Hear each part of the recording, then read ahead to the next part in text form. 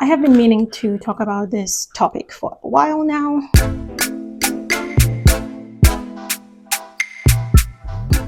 I think I attempted my first iteration of this video maybe a decade ago, trying to talk about like the history of natural hair or the natural hair movement. And so I'm really excited to delve into the topic today. But before I do that, I want to put out a couple of disclaimers, which is number one, I grew up mainly in Ghana, West Africa. So much of the perspective that I'll be sharing today will be coming from that historical perspective. And I'm using Ghana specifically because I also understand that my experiences in Ghana, even though might be common for other women or other people who watch this video who grew up in West Africa or Ghana specifically, I also acknowledge that using the term African would not always mean what I am trying to describe or the experience I'm trying to narrate, and that it's a bit broader than I would want to refer to. And so whilst I grew up in Ghana, I did spend a good chunk of my adult years here in the United States. So even though I would look at this topic from the historical context of the natural hair movement in the United States, I don't really have a personal experience to that or can speak very confidently of that. Number two, I am also using the word natural hair to specifically refer to type 4 hair, and I'm not using the word curly hair because I recognize that there are women from other ethnicities. I personally know of Indian women, Hispanic, and Middle Eastern who have curly hair. But for the purpose of this discussion or this video essay, I am using the word natural hair to exclusively refer to women or women with a type of hair who are of African descent. Let's get into the discussion.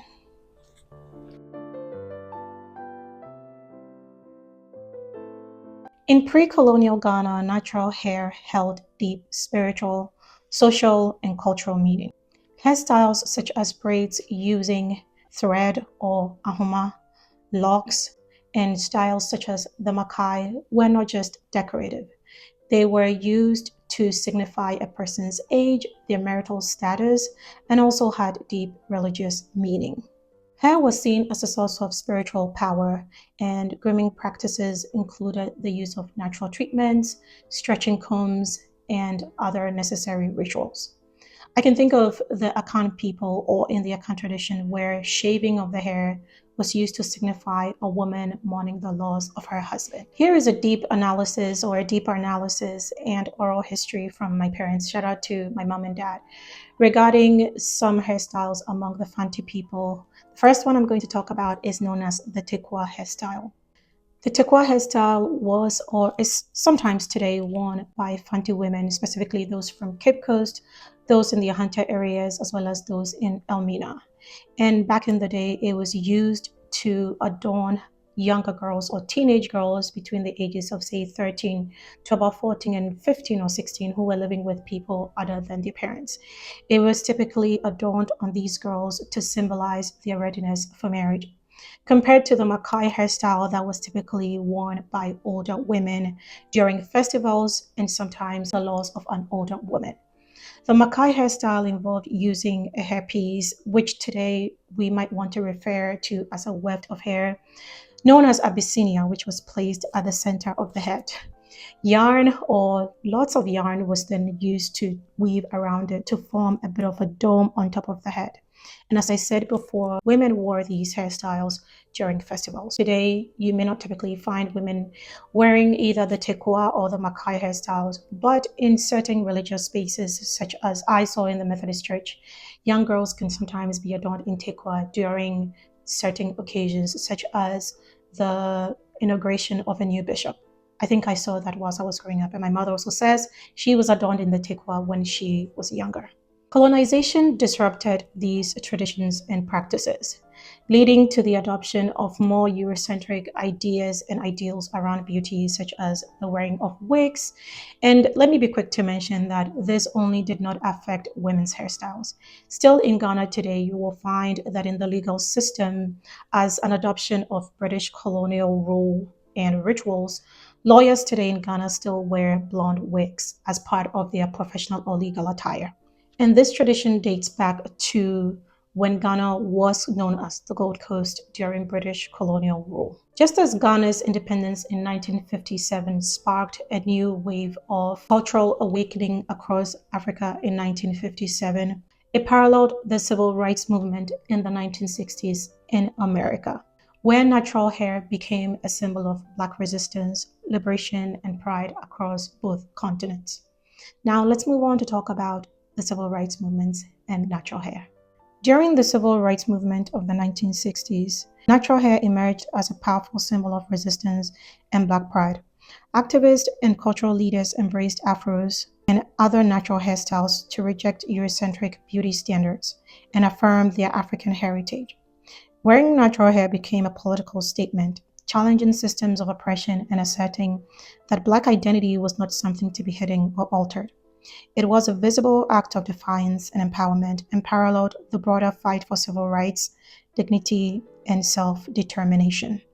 But it also emerged in response to the historical suppression of Black hair from the Tignon laws of the 1700s to incorporate grooming codes in modern America.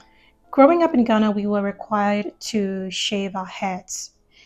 If you grew up in Ghana, this is a shared experience. And I remember from primary school all the way through to the end of high school or secondary school, most girls that I knew had their hair shaved. As much as this was not spoken of verbatim, I believe it sent really subconscious signals, at least to me, that my hair was to be tamed. I don't think that was exactly what was the intended purpose, but I believe there were these very subtle, unspoken rules around hair.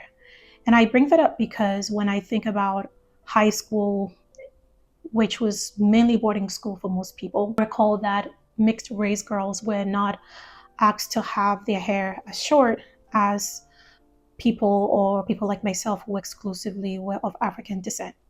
And that's no dig to all the mixed race girls who grew up in the high school system in Ghana. I don't even think that they were aware or they thought somehow they were on some type of hierarchy. But I think as much as certain things were not being spoken of, they were still happening or being felt. And it felt as if they had a bit more of a leeway with regard to their hair than the rest of us did. I remember in my high school, mixed race girls could have almost about an inch to two of hair. And for the most part, most girls with much more tighter or coarse hair, like myself, usually had like much shorter hair. And I think this all was sort of divulging into this very interesting mixed bag of the way you see yourself or I saw myself in the context of hair or our natural hair or my natural hair as an African woman and what it meant in the broader perspective of existing, in the broader perspective of identity. Looking at the history of natural hair through both a Ghanaian or African lens and a Black American lens, it is interesting to identify the commonalities between the two different continents and how certain descriptions, certain events resulted in language around how our hair was perceived by others. And in a way started what I believe became the genesis of the kind of language we had started to use to describe our own hair, including words such as it being too difficult or too much to handle and it needing to be tamed. Ultimately, the fact that it was looked at as unmanageable.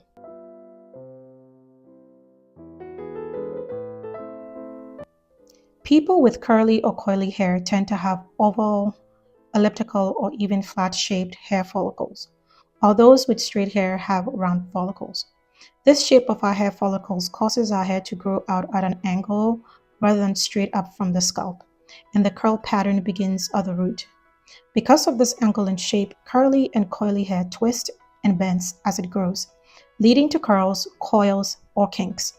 Understanding of the anatomical structure of Black hair or African hair means that products must be formulated with certain objectives in mind. I believe one of the main reasons why our hair was thought of to be unmanageable, leading to practices such as girls in Ghana or other parts of West Africa being required to shave their hair, was because of a lack of understanding of our hair, which also meant that there were no products to address these issues. Many of us, myself included, grew up without understanding our hair density, our hair porosity, and how all of that ties into the way we are supposed to take care of our hair. And I believe it's one of the reasons that led to us feeling like our hair was unmanageable. Psychologically, our hair is tied to our identity. And so years of being told that our hair was unmanageable resulted in feelings of shame and the need to fix it. However, I don't believe that is what is required or that is the needed response. I believe that for the most part, we had to re educate ourselves to understand what it took to make sure that our hair was healthy and grew to the best state that it can be, and not necessarily always about how long it can potentially be, but how healthy it can be. I am, however, happy to see that in our time and in our generation, there's a lot more research and development into products that help address some of the hair concerns that we have. And also, as a generation of women, African women, women in the diaspora, we're taking the time to learn a little bit more and to also understand the things we need to do to ensure our hair health. I hope that more research and development can go into ensuring that products are looking at the overall understanding of our hair, from the science, from the anatomy of it to every other aspect that it needs to be learned about. I think this will not just require people in our community, but maybe we should be the ones to champion it. And as a biochemist, I am talking to myself to look at how these products that we formulate can ensure the overall health of our hair.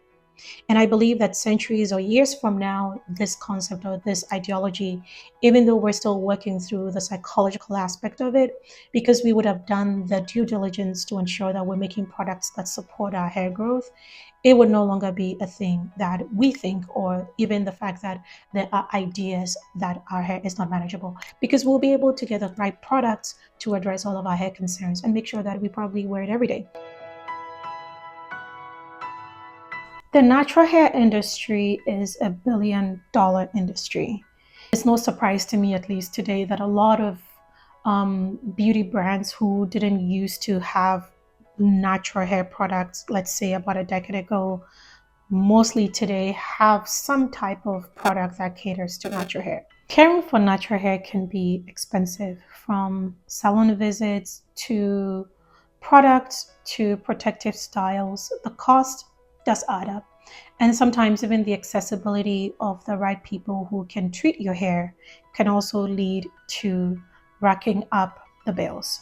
For example, some people prefer to only stick to their preferred beautician or stylist because they have done their hair historically for years and would pay the money to fly out to a different state to have their natural hair done. I do understand this because the overall health of the hair is, at least to me, what is the priority. So if you, let's say, live in the East Coast and your best natural hair person or your natural hair salonist or stylist lives somewhere in the South, you will book the flight to go get it done just to keep maintaining the health of your hair. All of this adds up. I decided to do my own breakdown of how much I spend in a year on average on my natural hair. And I am putting down the math because I was shocked to find out how much money is going into maintenance of my hair, which is starting from the products all the way to some of the protective styles that I do. And I am going to break it down below in a spirit of transparency. And mind you, these are all averages. They can cost a little bit less or a little bit more.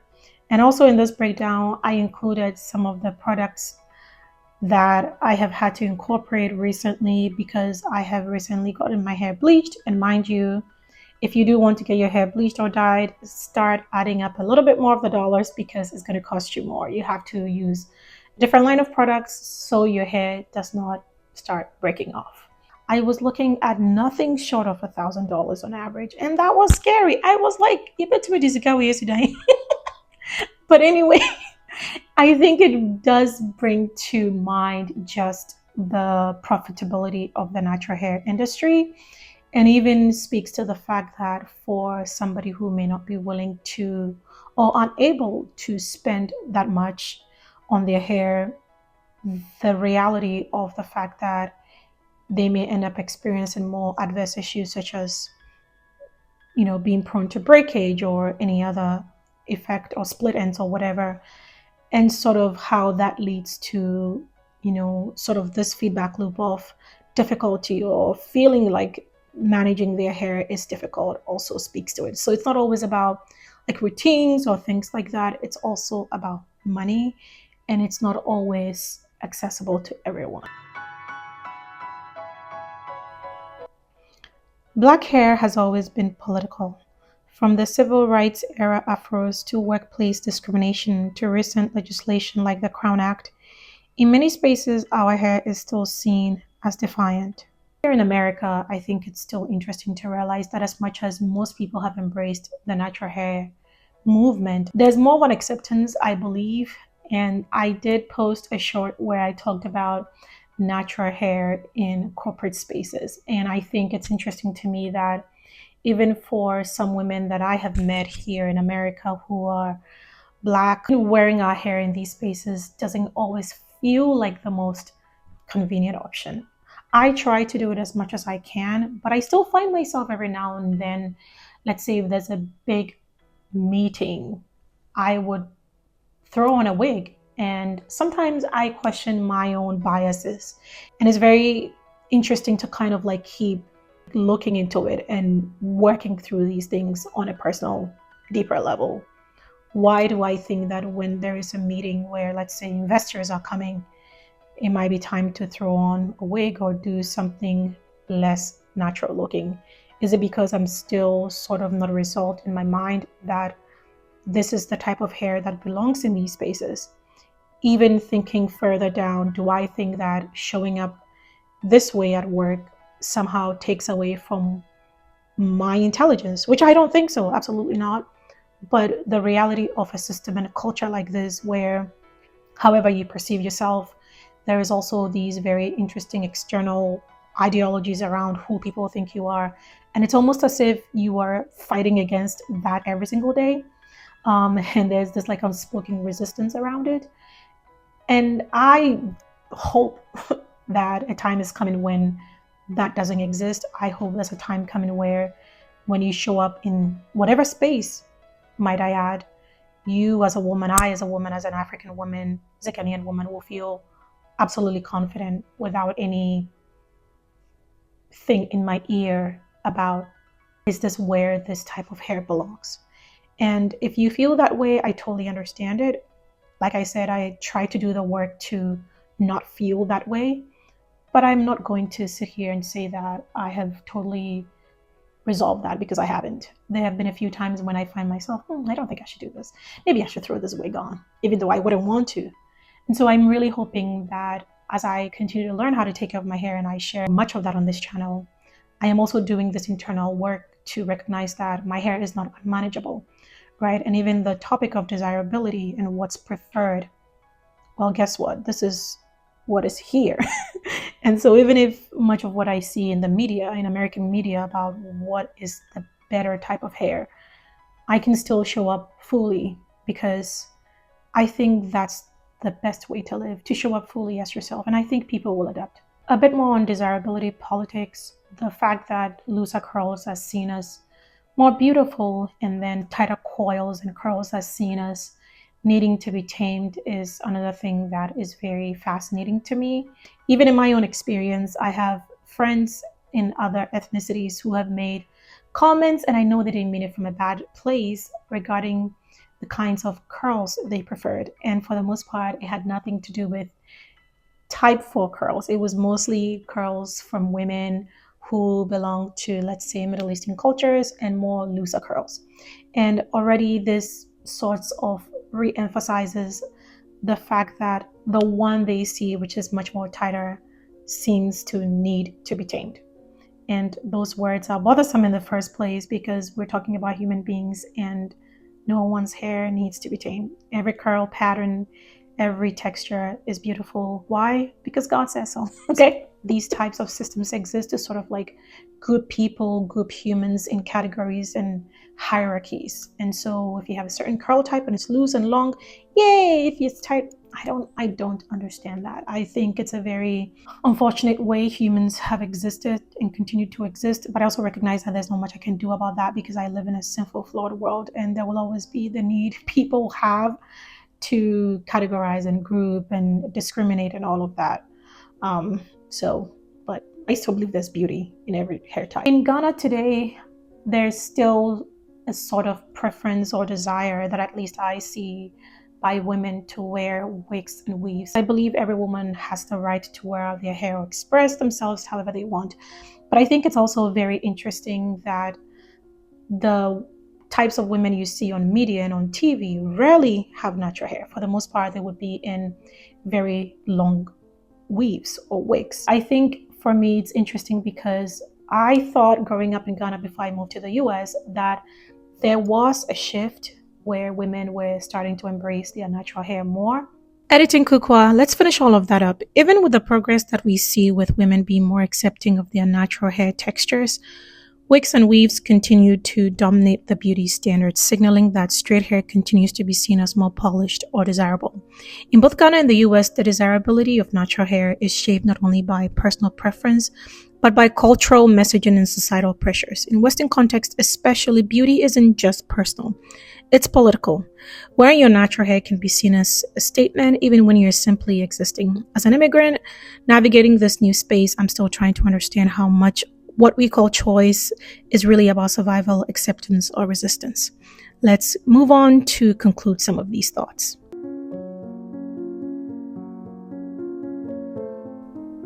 I love the versatility of our hair. I love the fact that I have this afro today, and tomorrow, if I would like, I can have it straight with a bit of a silk press. I love the fact that I can get braids in the summertime, and sometimes I can throw on a wig. I love the fact that we can shapeshift. You know, it's interesting. It's the fact that you can look at your picture like gallery, and over the last 10 years, you've been 17 different people. Fascinating, okay? I think it's really beautiful, and I think as African women, we have that very interesting and exclusive ability to adapt into different versions of ourselves. And I'm coloring it, or I have my hair bleached and colored now in this format, but I'm thinking after next year, God willing, I'll probably be tired of it and I would want brown hair, and I'll probably go back and have it colored all over again. But in the future, I do see myself locking my hair. So now some of my sisters have their hair locked, and I love watching their journey. And I feel like they're giving me all the right pointers and all the right inspiration to sort of go along with that journey. Natural hair is not unmanageable.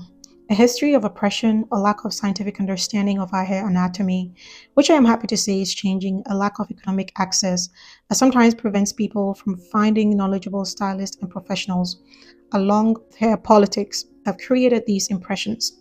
However, it's great to see that today this is changing. It's a joy to see that our generation is embracing our natural coils and curls. And a special shout out to millennial women and Gen Z women across the diaspora, and also millennial mothers and Gen Z mothers who I see on social media every day taking so wonderful care of their young girls' hair and letting them fully express themselves in that way. I think this is such a positive light and a positive thing that we're doing as a generation for our young girls to realize that they can actually wear their hair out with pride, and they can wear their hair out without any fear of how it looks to the rest of the world. As I conclude today's topic on the manageability of natural hair, did you feel growing up that your hair was not manageable? I can totally relate to that. I think today I feel a bit more confident, and I continue to share some of that, of how I manage my hair and how I wear my hair out on this channel, and I will continue to do so. I still sort of wake up each day thinking of, okay, what can I do today? And today I have this in just a simple puff. So I'm liking it. I really like it. And I also like the fact that I can do this. So yeah, every day is a new chapter to open to figure out what else you can do with this big, beautiful, bouncy coils and curls that God has given us. So if you enjoy this video, let me know down below. It's a different one from what I usually do, which is a short tutorial or something. This has been on my heart for a minute, and I'm glad I finally got to speak on it. Let me know in the comments what's been your experience with natural hair, your own maintenance, whether you're in Ghana, whether you're in any parts of the diaspora. If you're in America, I want to hear your own experience, whether it's the way you wear your hair out to work or at home or anywhere else, and sort of what your journey has been. I would like to learn a little bit more about it. Thank you so much for watching today's video. It was so fun talking about this. I love you. Jesus loves you more. See you in the next one. Bye.